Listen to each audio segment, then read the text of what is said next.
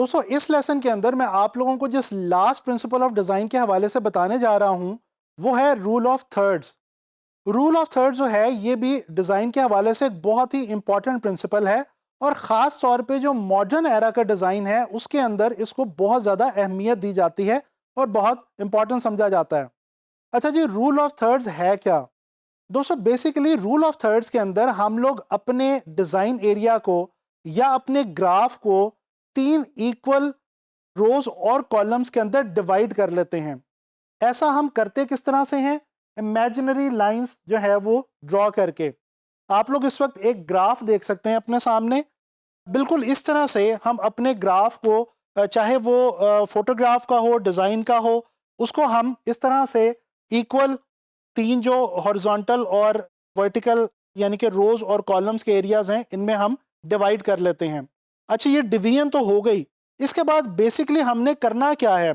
हम अपनी अरेंजमेंट इस तरह से करेंगे कि हमारे डिज़ाइन एलिमेंट्स जो सबसे ज़्यादा इंपॉर्टेंट है हमारे डिज़ाइन में, उनको हम इन लाइंस के साथ या ये जो इंटरसेक्टिंग पॉइंट्स आपको नजर आ रहे हैं इन इंटरसेक्टिंग पॉइंट्स के साथ प्लेस करेंगे।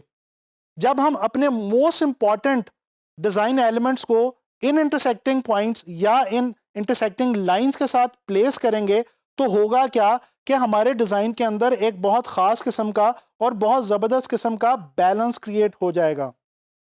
दोस्तों रूल ऑफ थर्ड जो है इसकी बहुत ज़्यादा इंपॉर्टेंस है कॉम्पोजिशन और लेआउट के हवाले से। जब हम बीइंग ग्राफिक डिज़ाइनर्स किसी भी किस्म की कॉम्पोजिशन या लेआउट क्रिएट करने का सोचते हैं तो ये रूल ऑफ थर्ड जो है ये हमें बहुत ज़्यादा हेल्प आउट करता है एक अच्छी बैलेंस कॉम्पोजिशन या लेआउट क्रिएट करने में।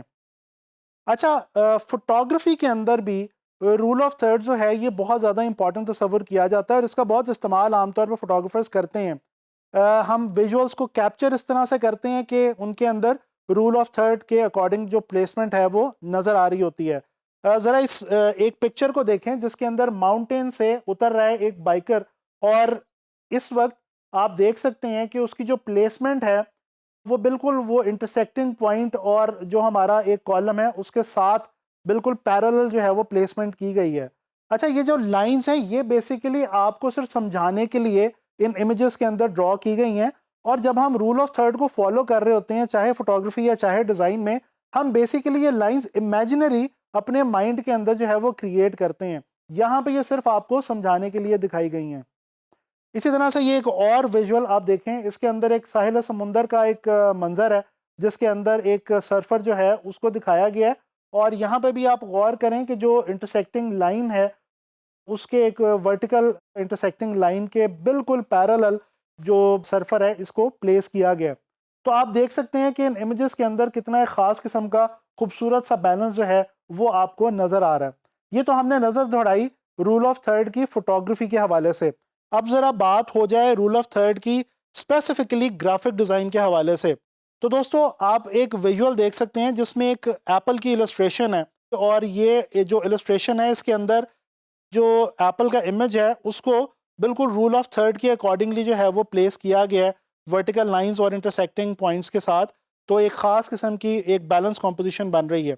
इसी तरह से ये एक डिस्काउंट ऑफर का एड आप देख सकते हैं। ये एक वेब बैनर है और इसके अंदर भी आप देख सकते हैं कि जो इमेज है, जो विजुअल है, पिक्चर है, उसको और टेक्स्ट को कुछ इस तरह से क्रिएट किया गया है।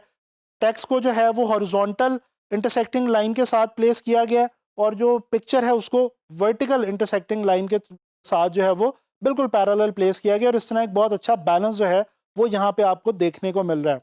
अच्छा जी, ये एक लॉ फर्म की वेबसाइट का मेन पेज इस वक्त आपके सामने है और इसमें आप देख सकते हैं कि जो मेन विजुअल उन्होंने प्लेस किया हुआ है वो रूल ऑफ थर्ड के अकॉर्डिंगली उन्होंने प्लेस किया हुआ है और ये भी एक बेहतरीन मिसाल है रूल ऑफ थर्ड्स के हवाले से। इसी तरह से एक और विजुअल आपको मैं दिखाता हूँ। ये भी एक वेबसाइट का एक मेन पेज है, एक ब्रांड का जो है वो वेबसाइट का मेन पेज है और इसमें भी आप देखें कि प्रोडक्ट्स को कुछ इस तरह से प्लेस किया गया है, पिक्चर्स को, टेक्स्ट को, के रूल ऑफ थर्ड के ऊपर बिल्कुल इसको जो है वो डिज़ाइन किया गया है।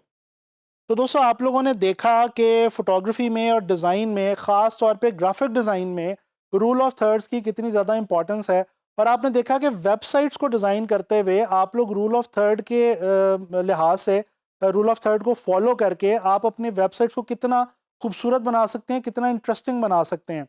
दोस्तों, प्रिंसिपल्स ऑफ डिज़ाइन जो है वो तो मैंने आपको बता दिए, लेकिन अब बेसिकली आप लोगों का ये काम है कि आप लोगों ने इन प्रिंसिपल्स को समझ तो लिया, लेकिन अब आपने जब भी आप कोई भी विजुअल देखें, खास तौर पे कोई डिज़ाइन देखें, तो आपने कोशिश करनी है कि उस डिज़ाइन के अंदर या उस विजुअल के अंदर इन प्रिंसिपल्स को तलाश करें, इन प्रिंसिपल्स को ढूंढें और फिर ना सिर्फ ऑब्जर्व करें बल्कि अपने डिज़ाइंस के अंदर इन तमाम प्रिंसिपल्स को जो है वो अप्लाई करें।